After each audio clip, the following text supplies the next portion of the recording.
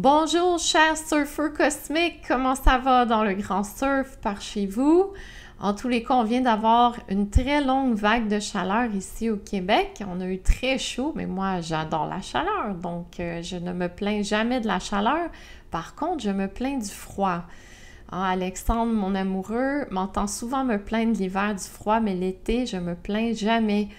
Alors, dans ce temps-là, il ne faut pas paniquer, c'est pas la fin du monde, il n'y a pas de changement climatique, c'est juste l'été, voilà, comme toujours. Et puis, les super médias qui s'amusent à nous tourmenter avec leur agenda mondialiste de changement climatique, je crois que bientôt, ils n'auront plus rien à dire. Ça s'en vient, les amis. Aujourd'hui, je vais faire quelques annonces personnelles et ensuite, je vais vous offrir une courte canalisation sur, eh oui, l'ouverture des Jeux olympiques de Paris et un résumé des dernières nouvelles très importantes depuis 2 semaines parce que ça n'arrête pas. C'est jour après jour des grosses nouvelles, des gros déblocages, des gros nettoyages, donc ça y est. On arrive dans la partie la plus intéressante de notre guerre depuis 4 ans et demi. Premièrement, j'ai une belle nouvelle à vous annoncer. Depuis 1 an et demi, mon amoureux et moi, nous avons cherché pour une nouvelle maison plus à la campagne. Cela a été très pénible parce que le marché immobilier est ridiculement trop cher. C'est un marché c'est vraiment un marché de coupe-gorge au Québec. Ça coupe les gorges des acheteurs et les vendeurs s'en mettent plein les poches, donc c'est très pénible. Mais nous avons enfin trouvé quelque chose qui avait du bon sens à Rougemont, à la campagne, et nous avons fait une offre d'achat, nous avons été acceptés et nous déménageons début septembre à Rougemont. Alors la bonne nouvelle, c'est que nous sommes encore au Québec quelques années. On verra bien par la suite où nous allons habiter, mais définitivement, nous sommes ici encore pour vous en personne. Donc, là, ça implique beaucoup de paperasse, ça implique beaucoup de rendez-vous, ça implique beaucoup de boîtes. Nous sommes présentement dans les boîtes. Vous ne les voyez pas, mais ils sont tous autour de moi. Alors, je suis désolée, les amis, il va falloir que je fasse une pause des vidéos. Pendant un bon 5 semaines, je vais devoir prendre du temps pour le déménagement. Et nous avons aussi 2 semaines de vacances. Nous allons aller au bord de la mer se ressourcer, se purifier, se reconnecter avec notre esprit. Donc, je vous reviens le 13 septembre avec une prochaine vidéo. Il va y avoir des nouvelles explosives d'ici ma prochaine vidéo. Donc, ça va être une vidéo plus longue que d'habitude. Je vous le promets aussi de partager certaines de nos aventures que nous allons vivre au bord de la mer. Et je tiens en suspens le lieu où nous allons parce que c'est un lieu de très haute fréquence. Ensuite, j'organise un prochain cercle pilier de lumière dimanche le 15 septembre de 13h à 17h dans le Vieux-Belleuil, le même lieu que la dernière fois au mois de mai. Les places sont limitées, donc on a juste place pour 40 personnes maximum et c'est 20 $ à la porte. Vous pouvez m'écrire pour réserver votre place dès maintenant à noracaron@gmail.com.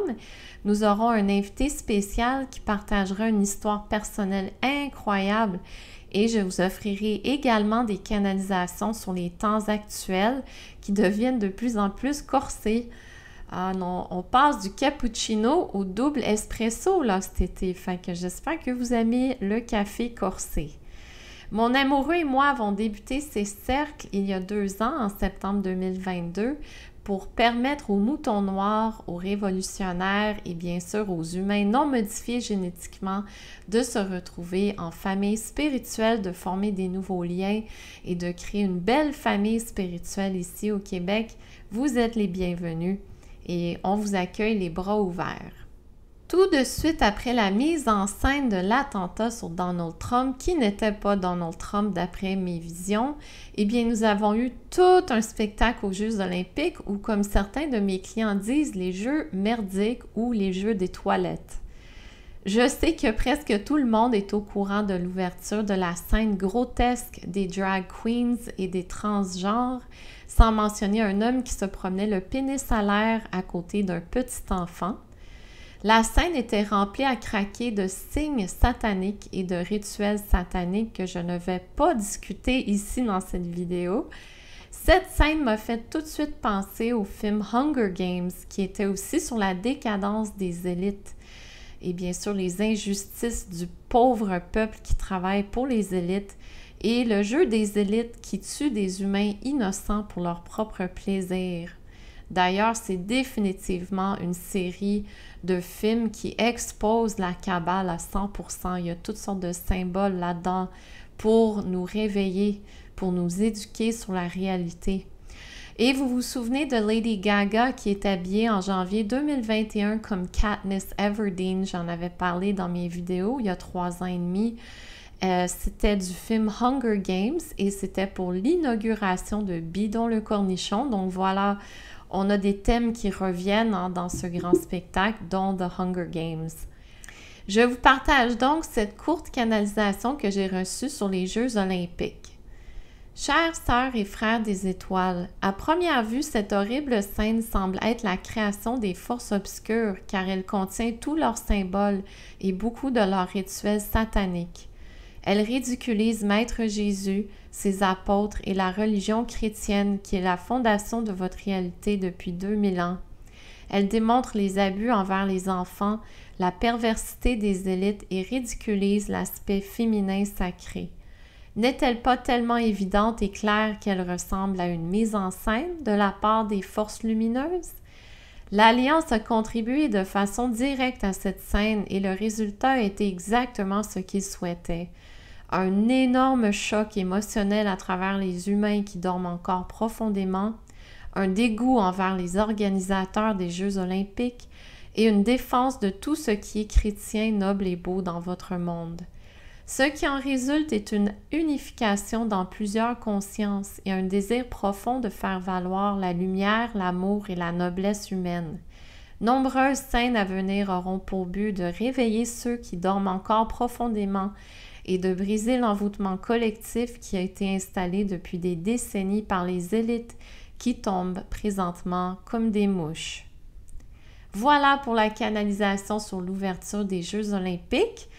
Depuis cette ouverture, il y a nombreuses bonnes nouvelles qui sont sorties, dont le fait qu'une compagnie américaine technologique nommée Ceasefire a retiré son contrat de publicité le 27 juillet dernier.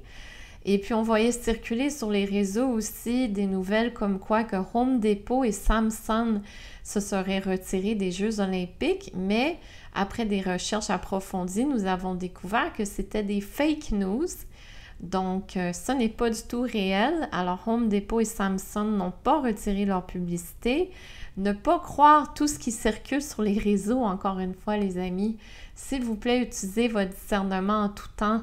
Si vous n'êtes pas certain, vous pouvez parler avec d'autres gens autour de vous, mais toujours faire preuve de discernement dans ce qui circule présentement parce que les deux camps utilisent des informations pour déstabiliser et affaiblir l'autre côté.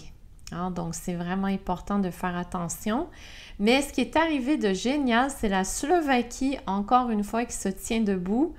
Ils ont vraiment fait une belle solidarité en Slovaquie. Ils se sont retirés de la fermeture des Jeux olympiques en disant ceci, c'est une fête de dégénérés et de perversion.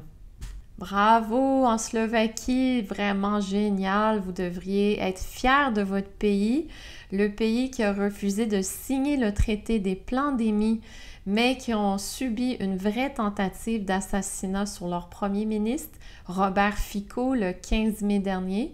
Alors, une chance, il s'en est sorti vivant. Aussi, des douzaines d'évêques catholiques ont demandé des excuses officielles auprès des organisateurs et le Vatican, qui pour moi n'existe plus depuis très longtemps, a pris une semaine pour annoncer qu'ils étaient tristes, tristes de cette offense envers la religion chrétienne. Elon Musk a fait un petit commentaire de rien sur la scène grotesque et il est toujours le premier à ridiculiser et insulter les élites dans leur plan obscur. Il a publié ce commentaire « À moins qu'il y ait plus de courage pour se tenir debout pour ce qui est juste et vrai, la religion chrétienne va disparaître. » Quand c'est une mise en scène de l'état profond, j'ai remarqué qu'Elon Musk, il se lâche lousse sur son réseau Twitter Hein? Donc, il publie sans cesse des attaques et des insultes envers les vampires. Mais j'ai aussi remarqué quand c'est une scène de l'Alliance qu'il dit très peu.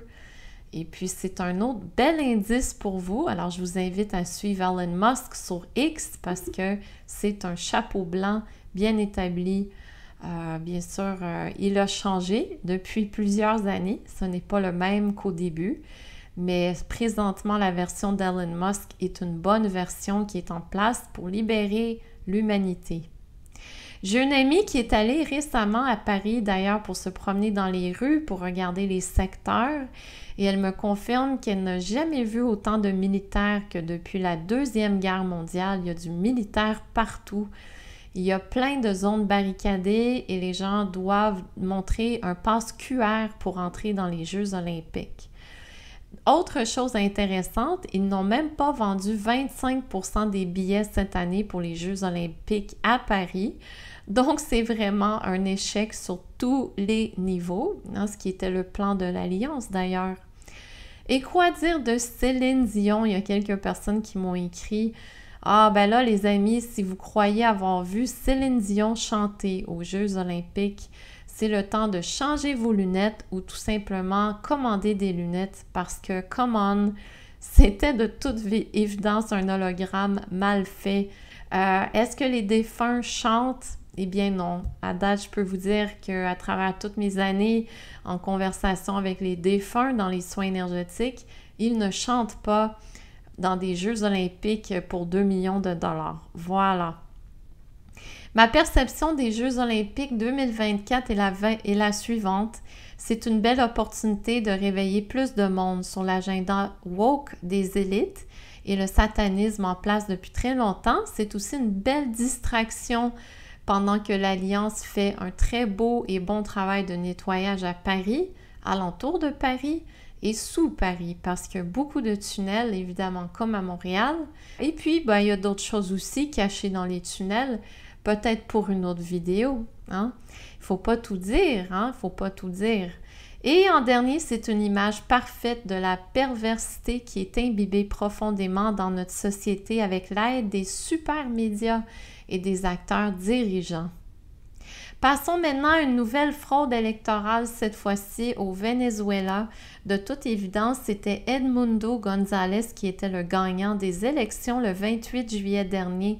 Même les États-Unis, alors là, c'était toute une surprise, se sont mis derrière Edmundo González pour annoncer qu'ils n'acceptaient pas les résultats de cette élection au Venezuela. Elon Musk m'a fait vraiment rire dans un commentaire qui a fait fureur à travers le monde. Il a écrit qu'il viendrait chercher Maduro, le dictateur, avec un âne. Mais ensuite, il a effacé son commentaire pour dire qu'il s'excusait auprès du royaume des animaux. toujours bien intelligent, toujours bien rigolo, Elon Musk. Bon, alors, il y a eu des grosses émeutes au Venezuela depuis la fraude, un autre pays qui va craquer bientôt. Sous tous les mensonges, le peuple va devoir se lever.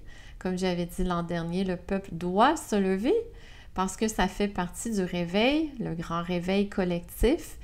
Une autre grande nouvelle, le 5 août dernier, la première ministre Hassina Ouazed a donné sa démission et s'est enfuie de son propre pays, le Bangladesh.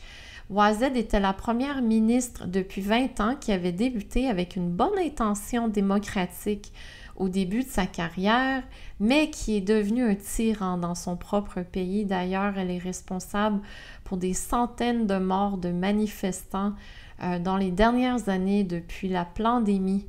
Elle a dû quitter le pays subitement à cause d'émeutes violentes du peuple contre les forces militaires. Le peuple protestait contre des quotas qui réservaient les jobs gouvernementaux aux proches des anciens combattants. Donc, le militaire a fermé Internet, a installé des couvre-feux et a utilisé de la violence contre les manifestants et il y a eu des décès dans les rues et c'est présentement le chaos total au Bangladesh. Et il y a aussi des gros mouvements au Moyen-Orient récemment. Les amis, je vous tiens vraiment au courant par des courts résumés. Je sais qu'il y a d'autres lanceurs d'alerte qui vont plus en détail. Dans une opération bien secrète, Israël a réussi à tuer le top leader du Hamas le 30 juillet dernier. Il s'agit de Ismaël Haniyeh qui a été tué dans une bombe au Téhéran. La même journée, Israël a tué un combattant important de Hezbollah au Beyrouth, au Liban. Il s'agit de Fouad Choukour. Iran a donc annoncé qu'ils vont se venger contre Israël et sont présentement en préparation de guerre. Les top commandants israéliens sont maintenant dans des bunkers avec des téléphones satellites en attente de la prochaine étape. Tout s'aligne maintenant pour une intervention militaire de la part des pays BRICS contre Israël, comme on s'en était déjà parlé plusieurs fois dans mes vidéos. Et l'OTAN va donc devoir répondre aux pays BRICS. Et c'est à ce moment que sûrement on va rentrer dans la Troisième Guerre mondiale officielle. Mais ça fait depuis déjà mars 2020 que c'est la Troisième Guerre mondiale contre les humains. Allons voir ce qui se passe maintenant sur le marché financier, les amis, parce que nous entrons dans de grandes turbulences prochainement. Lundi, le 5 août dernier, nous avons vécu une énorme baisse à la bourse mondiale. Toutes les compagnies sont tombées dans le rouge, mais on s'entend que ça fait longtemps qu'ils sont dans le rouge. Hein? Là, vraiment, on voit les vrais chiffres de plus en plus. La bourse, en passant, est une des plus grandes illusions et un des plus grands mensonges de la matrice. Je vous en parle depuis maintenant 3 ans et demi. Elle est en place pour voler et violer le peuple et enrichir les élites, point final. Lundi matin, la bourse du Japon a mangé toute une claque. L'indice japonais a baissé de 12 points, ce qui constitue sa pire baisse depuis le lundi, on appelle ça le lundi noir de 1987. Et le Dow Jones Industrial Average a baissé de 2,7% et le S&P 500 a baissé de 4,1%. C'est immense. Évidemment, ma soeur m'a téléphoné lundi matin car elle est toujours branchée sur les marchés financiers et puis on s'est parlé parce que d'après ses recherches et mes visions, nous sommes vraiment sur le bord du crash boursier. Donc, il y a toujours des élections importantes durant les années de crash boursier et c'est toujours en automne, donc soit septembre ou octobre. On serait très surprise que ça arrive au mois d'août, mais tout est possible en ce moment. Et puis, comme je vous ai déjà expliqué, les milliardaires en février 2024 ont retiré des sommes incroyables de la bourse, sachant ce qui s'en vient. Et puis, même Warren Buffett récemment a retiré la moitié de ses actions Apple dans la dernière semaine, ce qui équivaut à 50 milliards de dollars. Donc, on est vraiment très, très, très sur le bord là, de ce qui s'en vient.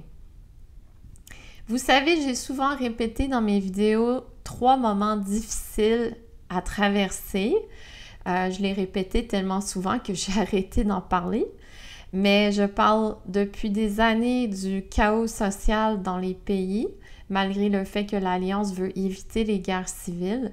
Je parle du crash boursier sans arrêt et d'une 3e guerre mondiale, bien sûr, qui va débuter au Moyen-Orient. Mais les amis, ça s'en vient, attachez vos ceintures, attachez vos tuques. Ce moment tant attendu et tant nécessaire pour briser l'envoûtement collectif, pour nous libérer de toutes ces illusions, tous ces mensonges, la fausse pandémie, les cocktails de noirceur et mettez-en, mettez-en. Donc voilà, on approche l'heure des vérités. Je vous invite à vous abonner à notre infolettre au www.terrecosmique.com et nous vous remercions beaucoup pour vos dons qui nous aident à continuer notre travail d'éveil et de vérité au Québec. Bien sûr, durant les prochaines semaines, vous aurez l'occasion de relire tous les beaux articles d'Alexandre Massé et Sophie Lewandowski et vous pouvez réécouter mes vidéos aussi. Écrivez-moi pour toute question d'urgence ou pour plus d'informations sur mes soins énergétiques, le nettoyage des champs vibratoires qui retire des noirceurs associées au cocktail de noirceur. Je peux également vous référer à des thérapeutes à travers le Québec. Je vous reviens le 13 septembre prochain. N'oubliez pas que le plan divin est tellement plus puissant que le plan des vampires, les amis, vous n'avez aucune idée. Et oui, nous allons vivre 1000 ans de paix, mais dans quelques années. Hein? Donc, on reste confiant, on reste calme, on reste souriant et je vous aime.